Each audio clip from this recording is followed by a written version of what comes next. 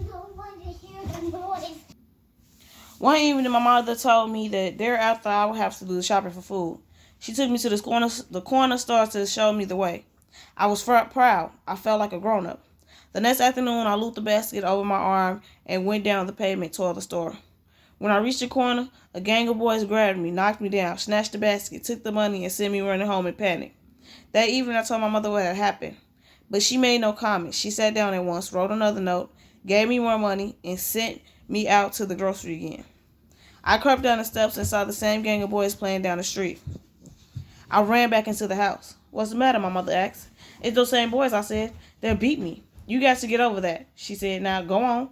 "I'm scared," I said. "Go on and don't pay attention to them," she said. I went out the door and walked briskly down the sidewalk, praying that the gang would not molest me. But when I came abreast of them, someone shouted, "There he is!" They came toward me, and I broke into a wild run toward home. They overtook me and flung me to the pavement. I yelled, pleaded, kicked, but they wrenched the money out of my hand. They yanked me to my feet, gave me a few slaps, and sent me home sobbing. My mother met me at the door.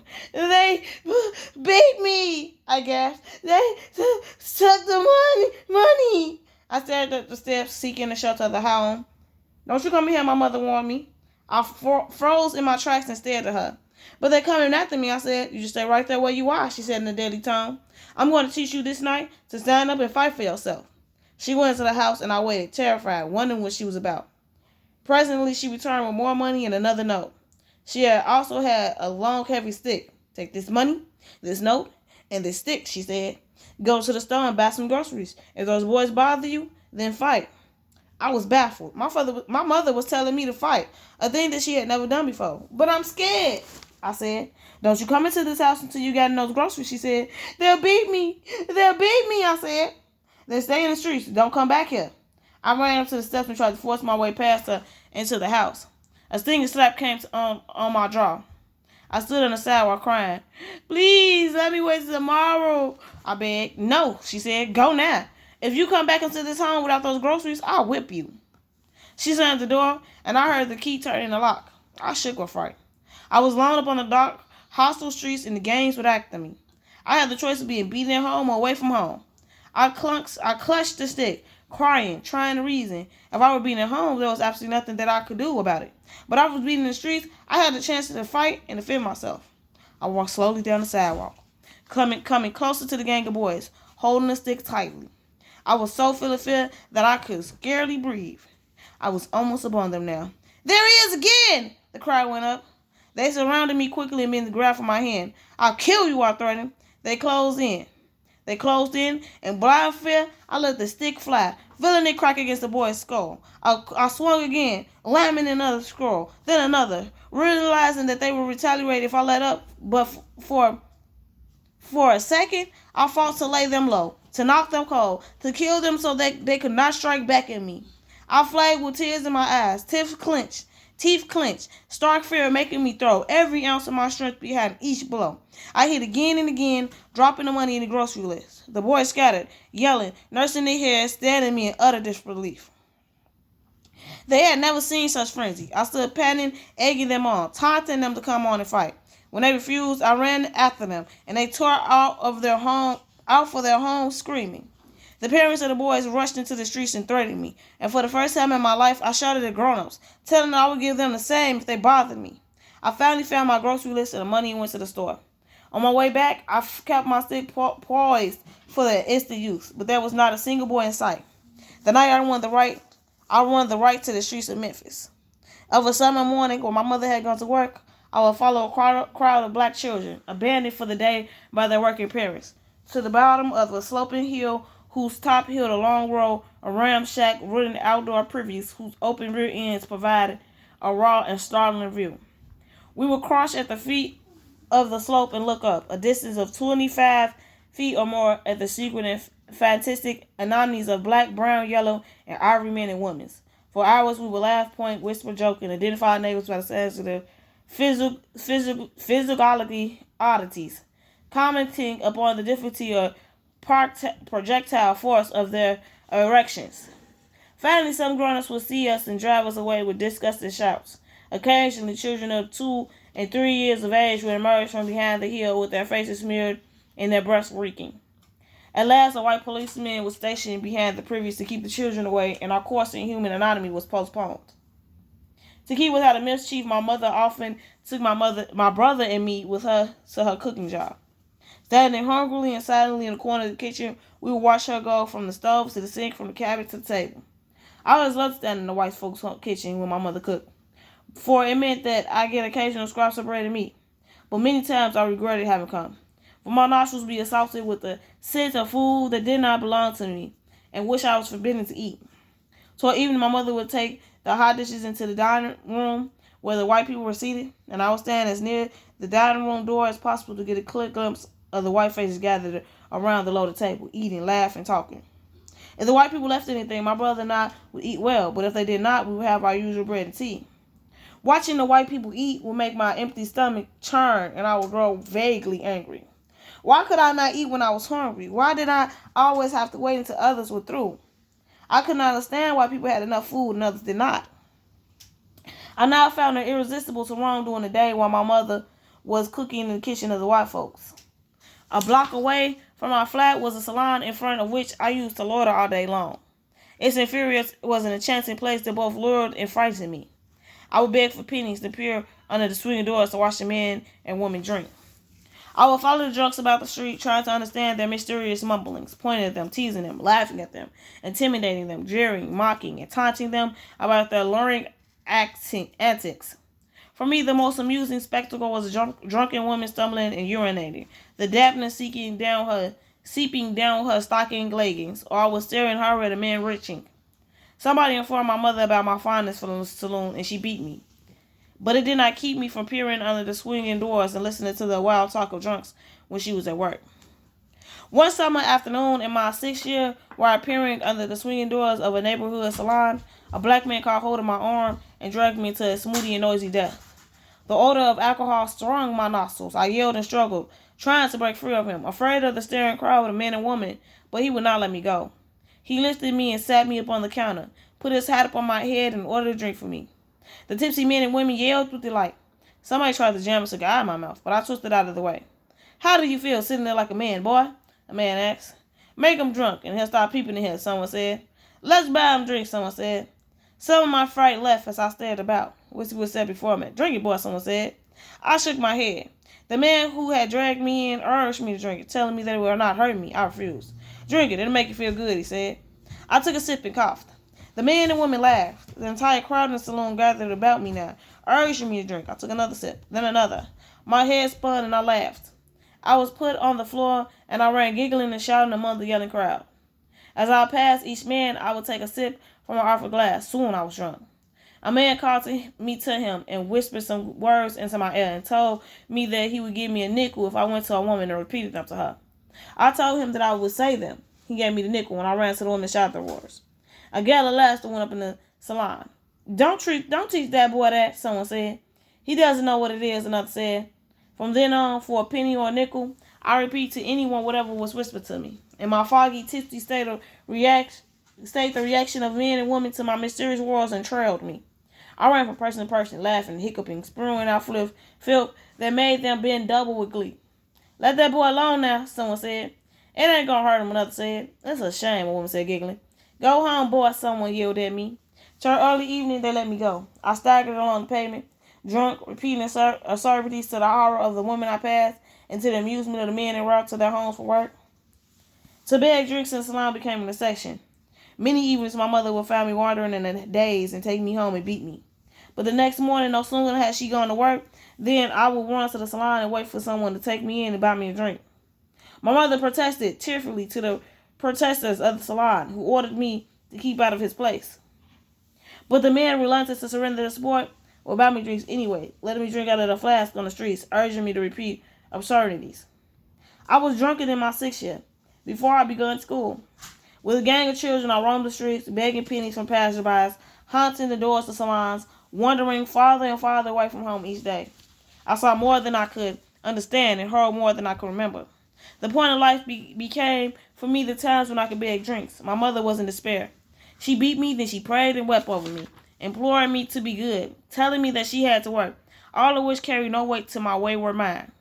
Finally, she placed me and my brother in the keeping of an old, black woman who watched me every moment to keep me from running to the doors of the lines to beg for whiskey.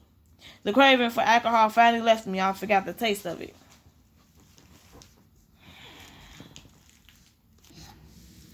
In the meantime, neighborhood, there were many school children who in the afternoon would stop and play en route to their homes. They would leave their books up on the sidewalk, and I would thumb through the pages and question them about the baffling black print.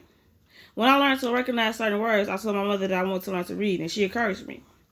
Soon I was able to pick my way through most of the children's books I ran across. They grew in me the consuming curiosity about what was happening around me. And when my mother came home from a hard day's work, I re-questioned her so relentlessly about what I had learned in the streets that she refused to talk to me. One cold morning, my mother awakened me and told me that because there was no coal in the house, she was taking my brother to the job with her, and I must remain in bed until the coal she had ordered was delivered. For the payment of the coal, she had left a note together with some money under the dresser scarf.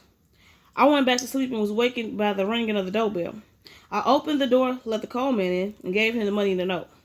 He brought in a few bushels of coal, then lingered, asking me if I was cold. Yes, I said, shivering. He made a fire, then sat down and smoked. How much change do I owe you? He asked me. I don't know, I said. Shame on you, he said. Don't you know how to count? No, sir, I said.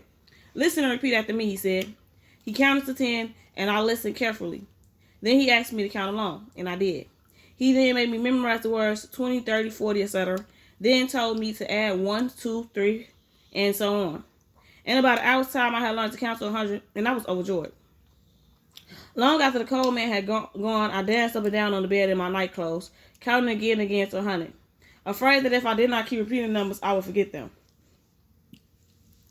When my mother returned from her job that night, I insisted that she stand still and listen while I counted to 100. She was dumbfounded. After that, she taught me to read, told me stories. On Sundays, I would read the newspaper with my mother guiding me and spelling out the words.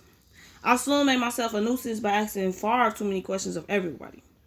Every happening in the neighborhood, no matter how trivial, became my business. It was in this manner that I first stumbled upon the relations between whites and blacks. And what I learned frightened me. Though I had long known that there were people to call white people, it had never meant anything to me emotionally. I had seen white men and women up on the streets 1,000 times, but they had never looked partially white. To me, they were merely people like other people, yet somehow strangely different because I had never come in close touch with any of them. For the most part, I had never thought of them. They simply existed somewhere in the background of the city as a whole. It might have been that my tardiness in learning to sense white people to white people came from the fact that many of my relatives were white-looking people. My grandmother, who was white as any white person, had never looked white to me. And when word circulated among the black people of the neighborhood that a black boy had been severely beaten by a white man, I felt that the white man had a right to beat the black boy, for I natively assumed that the white man must have been the black boy's father. And did not all fathers, like my father, have the right to beat their children? A parental right was the only right, to my understanding, that a man had to beat a child. But when my mother told me that the white man... Okay, we can make it. Was not the father of the black boy, who was no kin to him at all, I was puzzled. Then why did the white man whip the black boy? I asked my mother. The white man did not whip the black boy, my mother told me. He beat the black boy. But why? You're too young to understand. I'm not going to let anyone beat me, I said stoutly. Then stop running wild in the streets, my mother said. I brooded for a long time about the seemingly causeless beating of the black boy by the white man, and more questions I asked, the more bewildered it all became. Whenever I saw white people now, I stared at them, wondering what they were really like. I began school at Howard Institute at a later age than was usual. My mother had not been able to buy me the necessary clothes to make me presentable. The boys of the neighborhood took me to school the first day, and when I reached the edge of the school grounds, I became terrified. Wanted to return home, wanted to be put out. But the boys simply took my hand, and pulled me inside the building. I was frightened, speechless, and the other children had to identify me, tell the teacher my name and address. I sat listening to pupils recite, knowing and understanding what was being said and done, but utterly incapable to open my mouth when called upon. The students around me seemed so sure of themselves that I was despaired of ever being able to conduct myself as they did. On the playground at noon, I attached myself to a group of older boys and followed them about. Listened to them talk, asked them countless questions. During that noon hour, I learned all the 4-letter words describing physical and sex functions, and discovered that I had known them before, had spoken them in the salon, although I had not known what they meant. A tall black boy recited a long, funny piece of doggerel, replete with filth describing the physical relations between men and women, and I memorized it word for word after having heard it but once. Yet, despite my retentive memory, I found it impossible to recite when I went back into the classroom. The teacher called upon me and I rose, holding my book before my eyes, but I could not make no words come from me. I could feel the pressure of the strange boys and girls behind me, waiting to hear me read, and fear paralyzed me. Yet when school let out the first day, I ran joyfully home with a brain burdened with racing and daring knowledge, but not a single idea from books. I gobbled my cold food that had been left covered on the table, seized a piece of soap, and rushed into the streets, eager to display all I had learned in school since morning.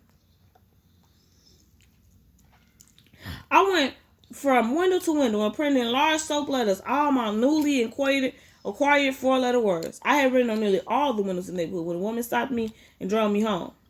That night, the woman visited my mother and informed her what I had done, taking her from window to window, pointing out my inspirational scribblings. My mother was horrified. She demanded I tell her where I had learned the words, and she refused to believe me when I told her that I had learned them at school. My mother got a pail of water and a towel and took me by hand and led me to a smeared window. Now scribe it to the words "gum," she ordered. Neighbors gathered, giggling, muttering words of pity and astonishment, asking my mother how on earth I could have learned so much so quickly. I swept up the 4-letter words and grew blind with anger. I sobbed, begging my mother to let me go, telling her that I would never write such words again, but she did not relent until the last soap word had been cleaned away. Never again did I write words like that. I kept them to myself. After my father's destruction, What did she write?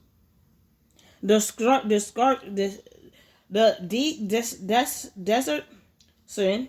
My mother's adjourningly religion dispersion dominated the household, and I was often taken to Sunday school where I met God's representative in the guise of a tall black preacher. One Sunday, my mother invited the tall black preacher to a dinner of fried chicken. I was happy, not because the preacher was coming, but because of the chicken. One of the 2 neighbors also were invited. But no, we can make it. We can make it, y'all. We can make it. But no sooner had the preacher arrived than I began to resent him, for I learned at once that he, like my father, was used to having his own way. The hour for dinner came, and I was wedged at the table between talking and laughing adults. In the center of the table was a huge platter of gold brown fried chicken. I compared the bowl of soup that sat before me with the crispy chicken and decided in favor of the chicken. The others began to eat their soap, but I could not touch mine. Eat your soup, my mother said. I don't want any, I said. You won't get anything else until you're eating your soup, she said. The preacher had finished his soup and asked that the platter of chicken be passed to him. It called me. He smiled, cocked his head this way and that, picking out choice pieces. I forced a spoonful of soup down my throat and looked to see if my speed matched that of the preacher. It did not. There were already bare chicken bones on his plate, and he was reaching for more. I tried eating my soup faster, but it was no use. The other people were now serving themselves chicken, and the platter was more than half empty. I gave up and sat staring in despair at the vanishing pieces of fried chicken. Eat your soup or you won't get anything, my mother warned. I looked at her appealingly and could not answer. As piece after piece of chicken was eaten, I was unable to eat my soup at all. I grew hot with anger. The preacher was laughing and joking, and the grown-ups were hanging on his words. My growing hatred of the preacher finally became more important than God or religion, and I could no longer contain myself. I leaped up from the table, knowing that I should be ashamed of what I was doing, but unable to stop, and screamed, running blindly from the room. That preacher's gonna get all the chicken, I bawled. The preacher tossed back his head and roared with laughter. But my mother was angry and told me I was to have no dinner because of my bad manners. When I awakened one morning, my mother told me that we were going to see a judge who would make my father support me and my brother.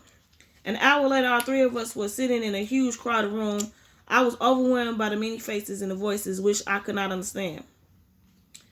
High above me was a white face, which my mother told me was the face of the judge. Across the huge room sat my father, smiling confidently, looking at us. My mother warned me not to be fooled by my father's friendly manner. She told me that the judge might ask questions, and if he did, I must tell him the truth. I agreed, yet I hoped that the judge would not ask me anything. For some reason, the entire thing struck me as being useless. I felt that if my father was going to feed me, then he would have done so regardless of what the judge told him, what the judge said to him. And I did not want my father to feed me. I was hungry, but my thoughts of food did not now center about him. I waited, growing restless, hungry. My mother gave me a dry sandwich. I munched instead, longing to go home. Finally, I heard my mother's name called, and she rose and began weeping so copiously that she could not talk for a few moments. At least she managed to say that her husband had deserted her and her 2 children. That her children were hungry, that they stayed hungry, that she worked, that she was trying to raise them alone. Then my father was called. He came forward gently, smiling. He tried to kiss my mother, but she turned away from him. I only heard one sentence of what he said. "I'm doing all I can, Your Honor," he mumbled, grinning. It had been painful to sit and watch my mother crying and my father laughing, and I was glad when we were outside in the sunny streets.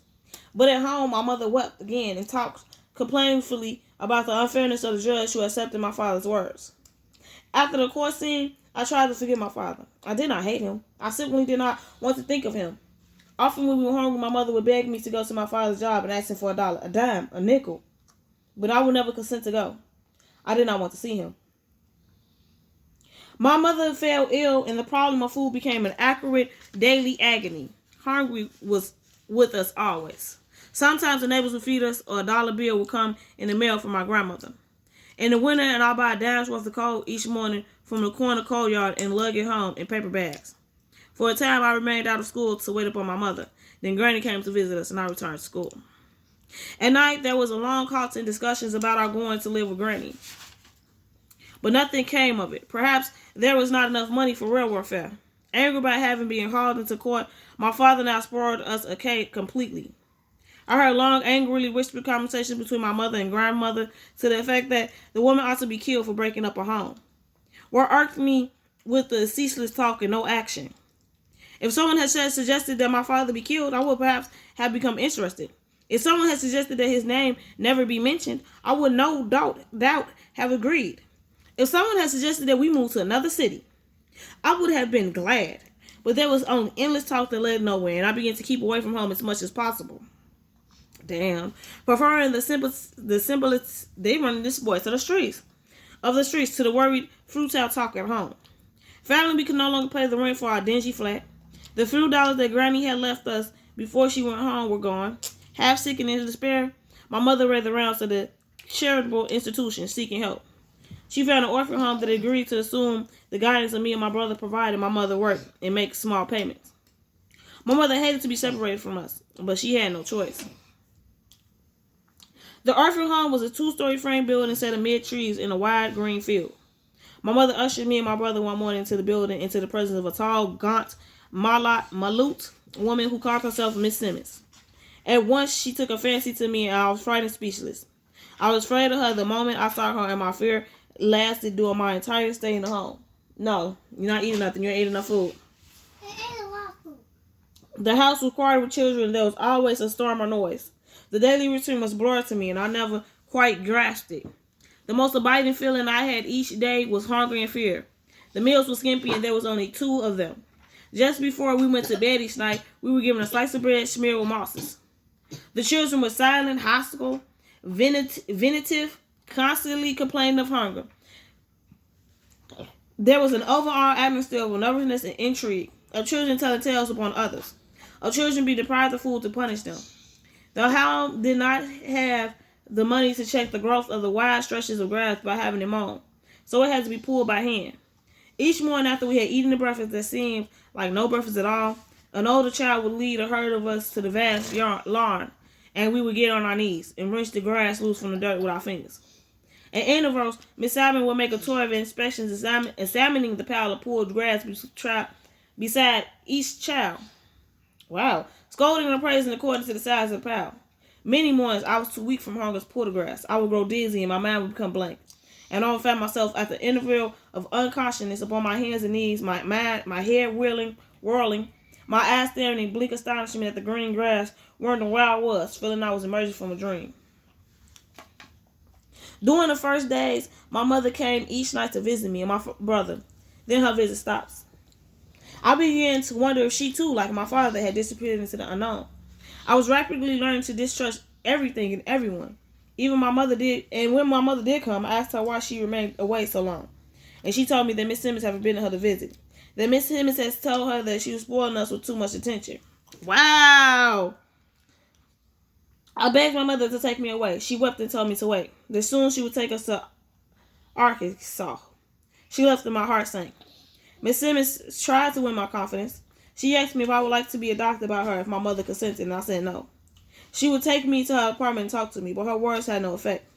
Dread and distrust had already become a daily part of my being, and my memory grew sharp, my senses more impressible. I began to be aware of myself as a distant personality striving against others. I held myself in, afraid to act or speak until I was sure of my surroundings. Feeling most of the time that I was suspended over a void, my imagination soared. I dreamed of running away. Each morning I vowed that I would leave the next morning, but the next morning always found me afraid. One day Miss Simmons told me that thereafter I was to help her in the office. I ate lunch with her, and strangely, when I sat facing her at the table, my hunger vanished. The woman killed something in me. Next, she called me to her desk where she said addressing envelopes. Step up close to the desk, she said. Don't be afraid. I went and stood at her elbow. There was a wart on her chin, and I stared at it. Now, take a blotter from over there and blot each envelope after I'm through writing on it, she instructed me, pointing to a blotter that stood about a foot from my hand. I stared at it and I moved an answer. Take the blotter, she said. I wanted to reach for the blotter and succeeded only to twitch my arm. Here, she said sharply, reaching for the blotter and shoving it in my fingers. She ran the ink on the envelope and pushed it toward me. Holding the blotter in my hand, I stared at the envelope. Could I move? Blot it, she said.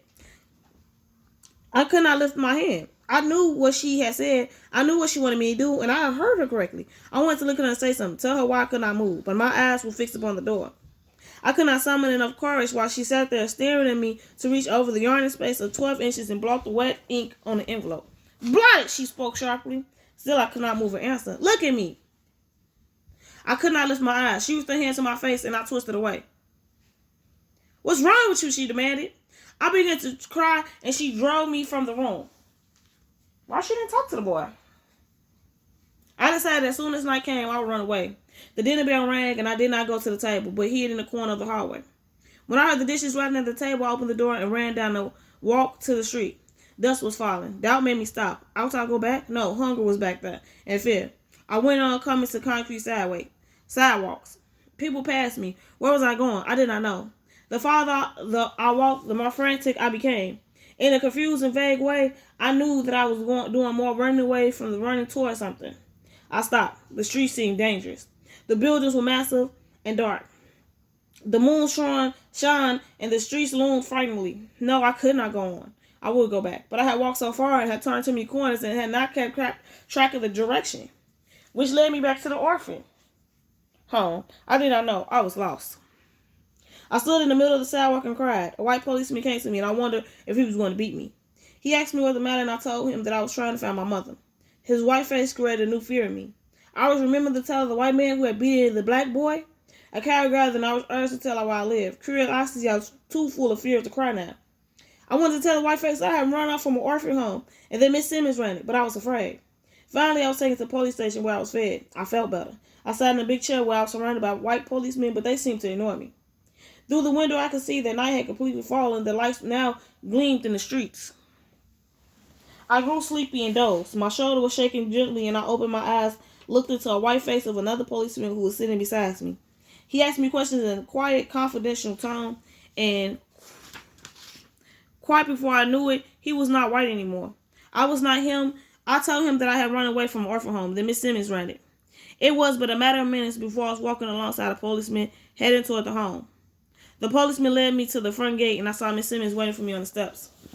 She identified me, and I was left in her care. I begged her not to beat me, but she yanked me upstairs to the empty room and lashed me thoughtfully.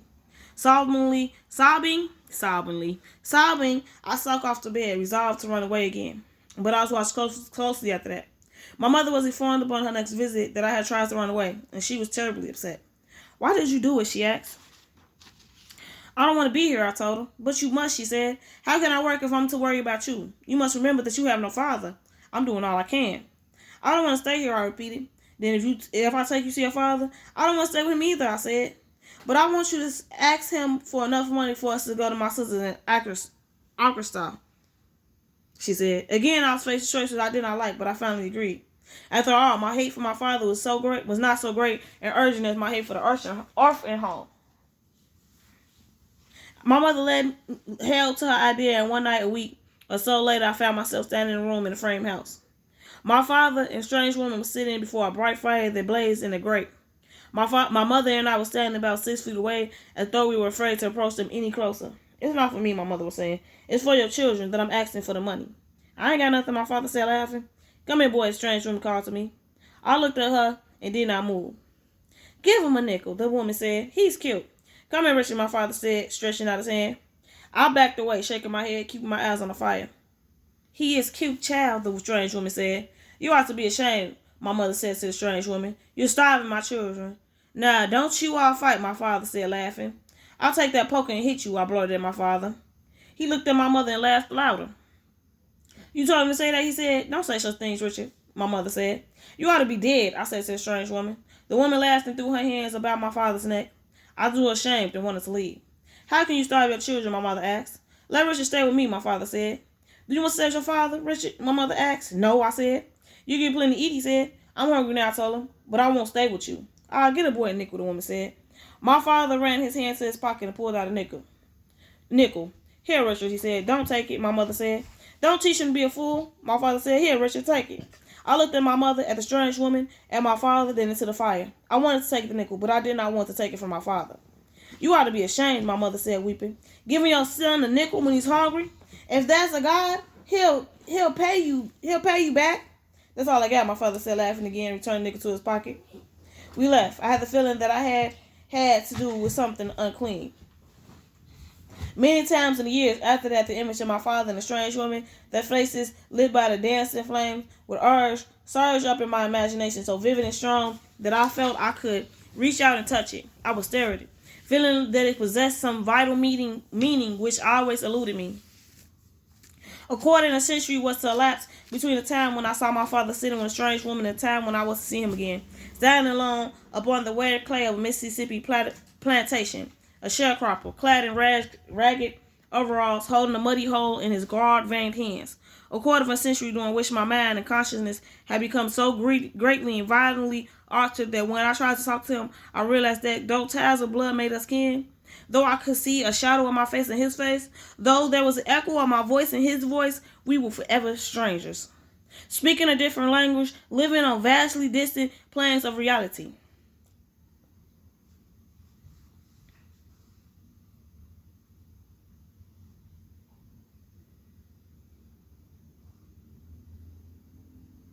That day, a quarter of a century later, when I visited him on the plantation, he was standing against the sky, smiling toothlessly.